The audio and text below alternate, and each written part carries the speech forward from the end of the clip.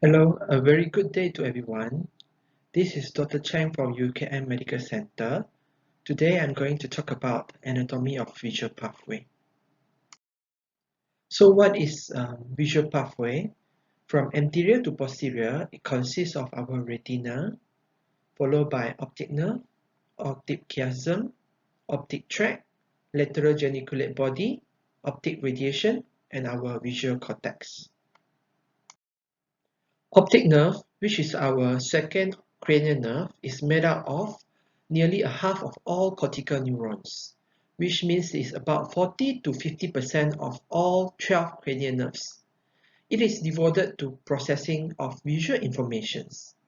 So the afferent visual pathway from the retina to the primary visual cortex contain of 4 neuronal elements. First and second neurons is located in the retina, which are our photoreceptor and bipolar cells. And then it synapses with the ganglion cells and retinal nerve fiber layer, which forms the optic nerve, optic chiasm, and optic tracts. Eventually, this third neuron will synapse over the lateral geniculate body with the fourth neuron, which is our optic radiations. And optic radiation will send the impulse to the visual cortex for further visual processing.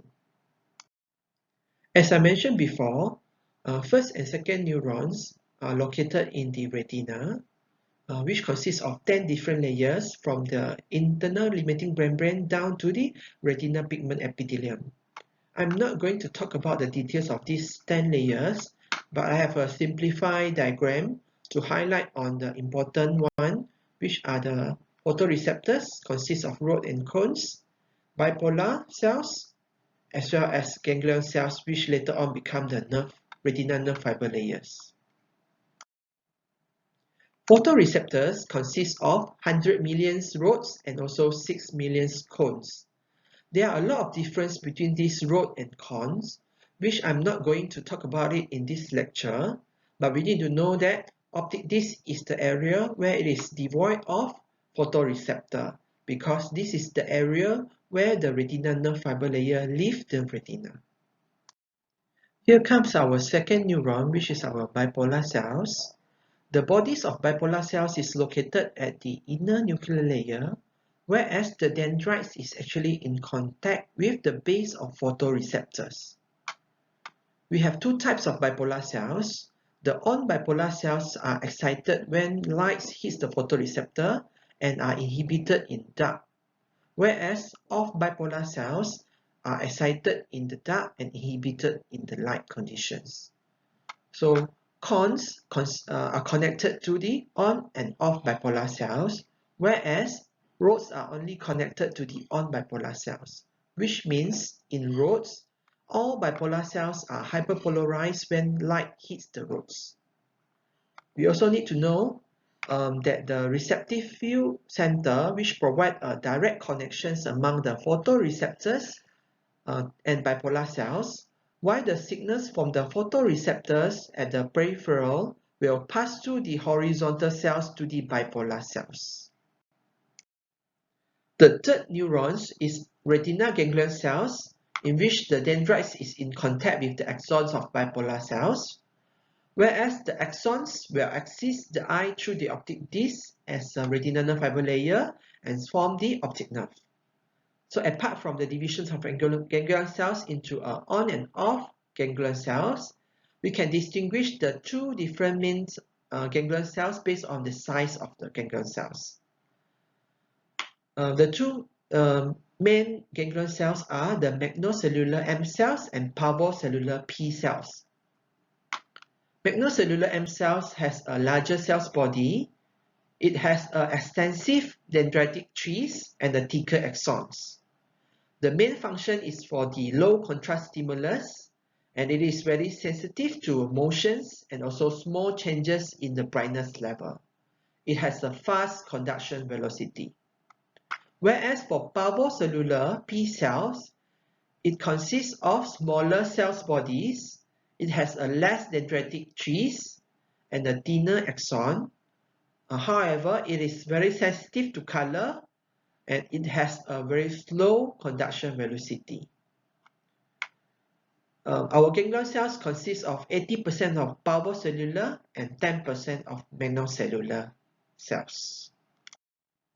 To understand visual fields and the retinal quadrants, with one of the eye closed, area seen by the open eye will constitute the visual field of that eye.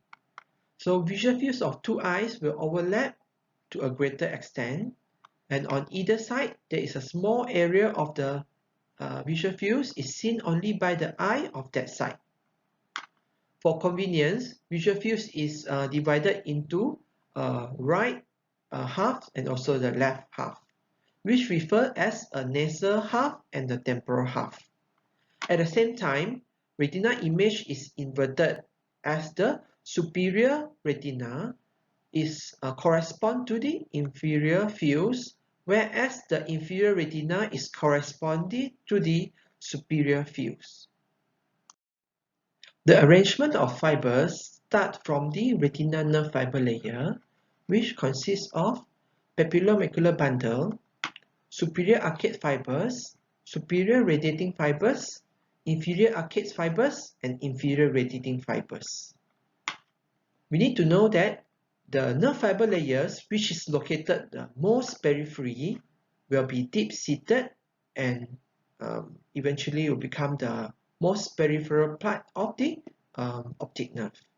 Whereas the retinal nerve fiber layer, which is near to the optic disc, for example, the papillomacular bundle, will situated more superficial and eventually become the center part of the optic nerve.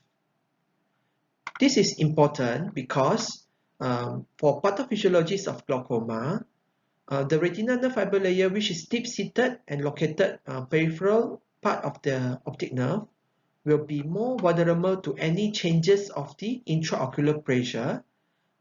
This will cause the most peripheral fibers being the first retinal nerve fiber layer to be affected in glaucoma. Let's start with the visual field defects in a ganglion cells damage, especially in glaucoma patient, in which it will produce a typical arcade defect. But before it becomes an arcade defect, it will start with nasal steps, which does not cross the nasal horizontal meridians. The reason is, as I mentioned earlier on, the superior arcade fiber and inferior arcade fiber are located at the most peripheral part, which is most vulnerable to any changes of intraocular pressure and will become the first retinal nerve fiber layer to be damaged. Hence, there will be a nasal steps. Whereas in the arcade scotoma, its hue is located at the physiological blind spot and its tips at the nasal horizontal meridian.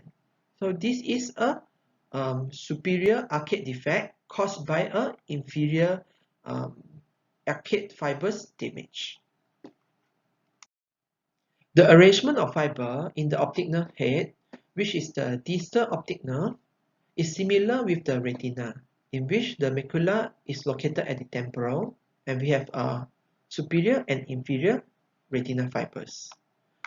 As the optic nerve advances to the proximal part near the optic chiasm, the macula fiber will become centrally located. Optic nerve, which is basically the axons of retinal ganglion cells, it has the papillomacular bundles, which occupies about 70% of cross-sectional area of the afferent pathway. Because it contains of the parvocellular neurons, which transmit the encoded image information from the central portion of the visual field, which is characterized by the high spatial resolution, good color perceptions, and stereopsis. When you have a lesions over the optic nerve, for example, a space-occupying lesion, the papillomacular bundle is susceptible or more sensitive to any damage. The axonal transport mechanism will suffer, so either it's because of the direct mechanical compression of the fibers or the impairment of the capillary blood supply. This will produce the ipsilateral central or central cecal scotoma. The two optic nerves will join at the center and form the optic chiasm. The fiber that arises from the nasal hemiretina of both eyes, which is nasal to the fovea bisecting vertical meridian, will decussate at the chiasm to the contralateral side. Whereas the fiber that arises from the temporal hemiretina will remain ipsilateral and uncrossed as they enter the optic tract. There is a slight difference between inferior nasal fiber and superior nasal fiber as they decussate the optic chiasm. For inferior nasal fiber, it will traverse the optic chiasm anteriorly and low and forms an anterior knee of wound Willebrand at the contralateral side. Whereas for superior nasal fiber, it will traverse the optic chiasm posteriorly and high and form the posterior knee wound Willebrand over the ipsilateral side. How about macular fibers? For macular fibers, the temporal fibers will remain uncrossed, whereas the nasal fiber will decussate at the optic chiasm posteriorly.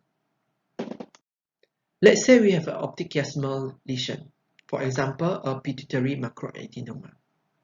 We know that pituitary gland is located inferior to the optic chiasma. So any enlargement of the lesions at the pituitary gland will compress over the optic chiasm.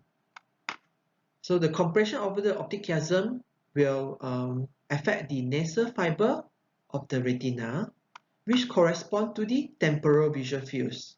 That's why patients with a pituitary macroadenoma will typically present with a bitemporal hemianopia, which shows respect to the vertical meridians.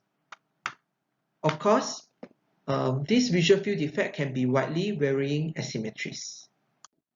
Sometimes pituitary macroadenoma might not have the typical visual field defect, which is the bitemporal hemianopia. This is because we need to understand the anatomy. The pituitary gland is located at the inferior part of the optic chiasm.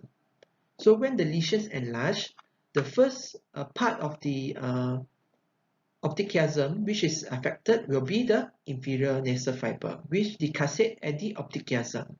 And we know that the inferior nasal fiber is correspond to the superior temporal visual field. That's why patient might have a bitemporal superior quadrantanopia. This can be also contributed by the anatomical variations. We all know that the optic chiasm, the relations to the pituitary gland, in the normal population, it is centrally located about 80%. However, for patients who is post-fixed, in which the optic chiasm is located posterior to the pituitary gland, there is a high chance that the inferior nasal fiber will get affected by the lesion because it crosses the optic chiasm anteriorly. There's another atypical visual field defect in the optic chiasmal lesion, which is called anterior junction syndrome, in which when there's a lesion compressing at the proximal part, which is the posterior part of the optic nerve, near the optic chiasm, it will produce a junctional scotoma because there will be a severe central visual field loss over the ipsilateral eye, and there will be a asymptomatic or a subtle defect in the superior temporal visual field of the contralateral eye, which is called a junctional scotoma. This is again due to the inferior nasal fiber from the contralateral eye, which decussate the optic chiasm and form the anterior knee of wound Willebrand. So whenever there's a lesion here, the inferior nasal fiber of the contralateral eye will be affected. Hence, it will produce a superior quadrantanopia over the contralateral eye. So we need to watch out for patients who come with a complete amaurosis of one eye by checking the visual field of the other eye, so that we do not miss the lesion over the anterior junction. If the lesions come from a superior part of the optic chiasm, for example, craniopharyngioma, it will compresses over the superior nasal fiber, which decussate the optic chiasma superiorly and posteriorly. So we know that superior nasal fiber correspond to the inferior visual field defect. Hence, patient might have a inferior bitemporal quadrantanopia, and then they will slowly progress to a bitemporal hemianopia. How about a binasal hemianopia? Can it happen in the optic chiasma lesion? The answer is yes. It is very rare, but we need to understand the anatomy of optic chiasm. At the lateral side of the optic chiasm, we have the internal carotid artery and posterior communicating artery. So a binasal hemianopia can happen when there is an atheroma or aneurysm over the internal carotid artery or posterior communicating artery over both sides, which compresses the temporal fiber of both sides, which correspond to the nasal visual fields. It can be also caused by enlargement or dilated third ventricles. The next structure is the optic tract. It is a flattened cylindrical band that travels posterior laterally from the angle of chiasm, which contain the uncrossed temporal fiber and the crossed nasal fibers of the contralateral eye. The macular fibers, whether it's a crossed or uncrossed, will occupy at the dorsolateral aspect of the optic tract. The upper peripheral fibers, whether it's crossed or uncrossed, will be medially situated, whereas the lower peripheral fibers, crossed or uncrossed, will be laterally situated.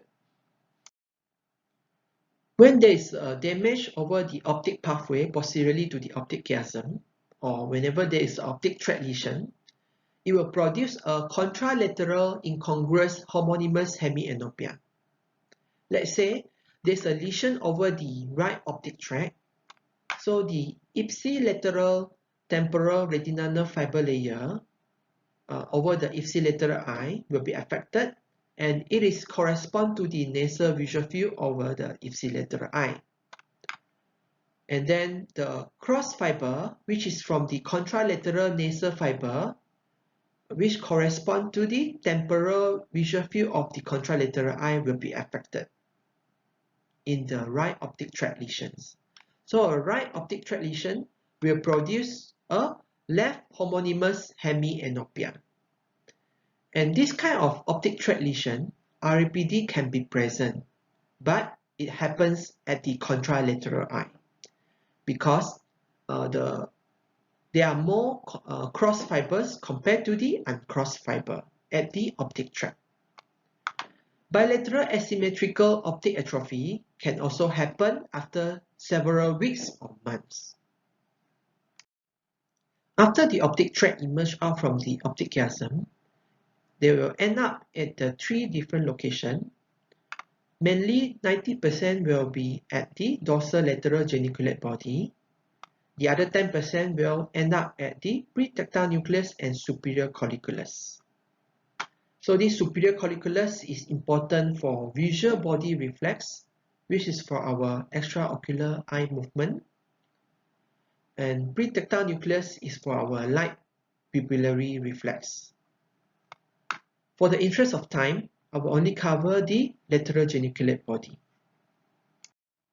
Lateral geniculate body is the area where there is last synaptic component of the afferent pathway prior to arrival to visual cortex.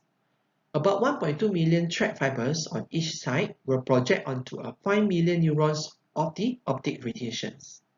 This lateral geniculate body is a laminated structure which consists of 6 laminae with an alternating grey and white matter. So the uncrossed temporal fiber over the ipsilateral eye will terminate at the layers number 2, 3, and 5, whereas the nasal half of the contralateral eye will cross the midline and terminates at the layer 1, 4, and 6. For lateral geniculate body, the macular fibers is located at the posterior 2/3 of the lateral geniculate body.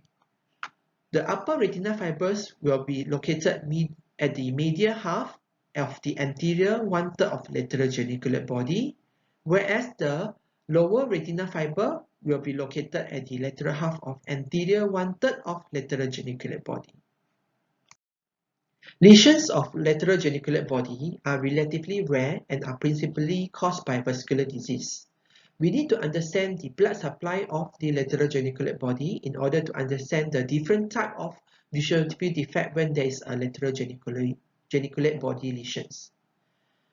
The hilum of the lateral geniculate body is supplied by the posterior lateral choroidal artery, whereas the lateral and medial portions of the anterior part of the lateral geniculate body is supplied by the anterior choroidal artery.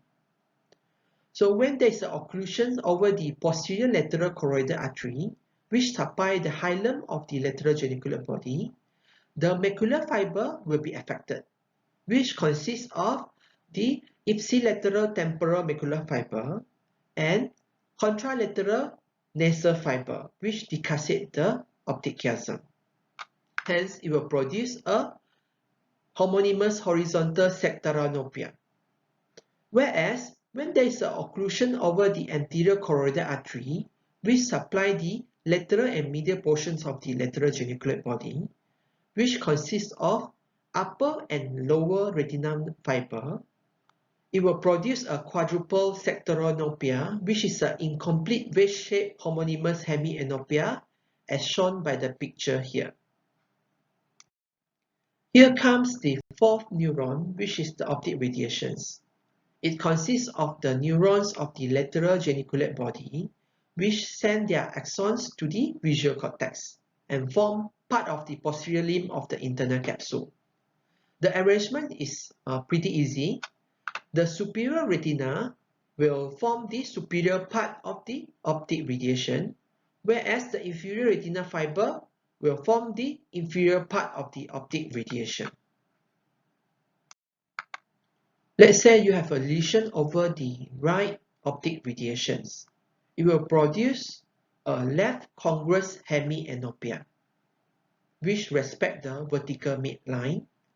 The reason why is it congruous means both visual field defect is similar to each other is because the fiber of the optic radiation have a precise retinotopic organizations. Besides homonymous hemianopia, optic radiation lesion can also cause a quadrantanopia. We need to go back to the anatomy of the optic radiation. The inferior retinal fiber will situated laterally at the anterior one-third of lateral geniculate body. This will then pass laterally to anterior portion of the temporal horn of the lateral ventricles and form the Meyer's loop. And this Meyer's loop will courses through the temporal loop to terminate at the primary visual cortex below the calcocrine fissures, which is the inferior ellipse located at the medial surface of the occipital loop. So when you have a left temporal loop lesions, you will have a right homonymous superior quadrantanopia, which is a pie in the sky, because the inferior fiber layer correspond to the superior visual fields. How I remember is temporal T is top.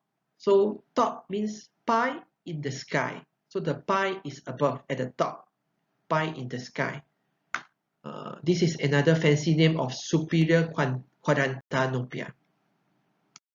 On the other hand, the superior retinal fiber will locate at the medial portion of the anterior one-third of lateral geniculate body, and it will pass to posterior directly to the visual cortex, and this is called a Barham's loops. It courses through the parietal loops to terminate at the primary visual cortex above the calcocrine, which is the superior ellipse of the medial surface of the occipital loop.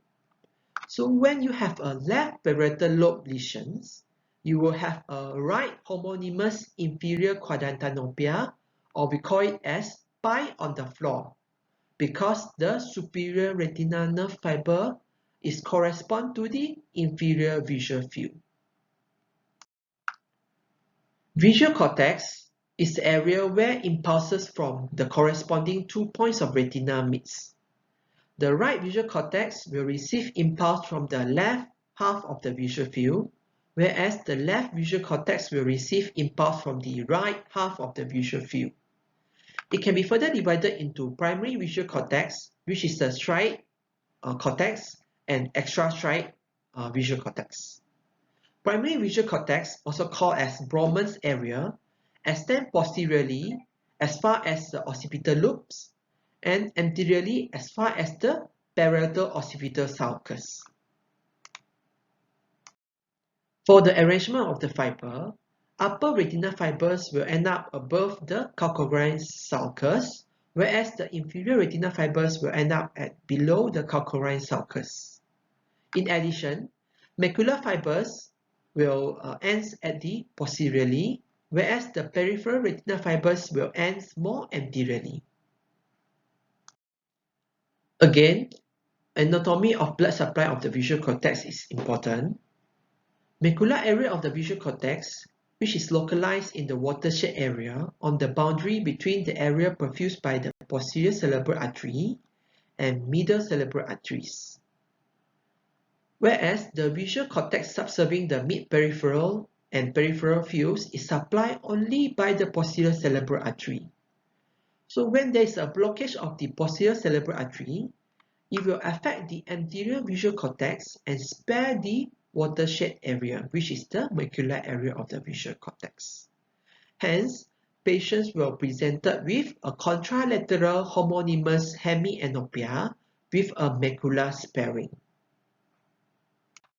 Although the macular area of the visual cortex is located at the watershed area, when there is a general hypoperfusion state, for example in a heart failure patient, or there is a hypotension happen intraoperatively due to blood loss, the first area to be affected is supplied by the terminal branches, which is the macular visual cortex.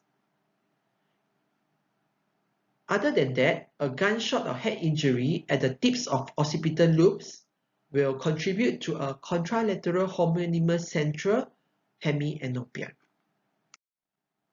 This diagram shows a summary of the visual field defect that can happen along the lesions over the visual pathway from the optic nerve down to the visual cortex.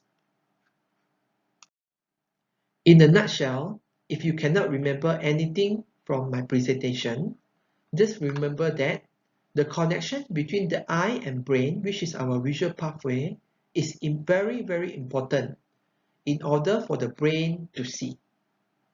With that, I thank you for your attention.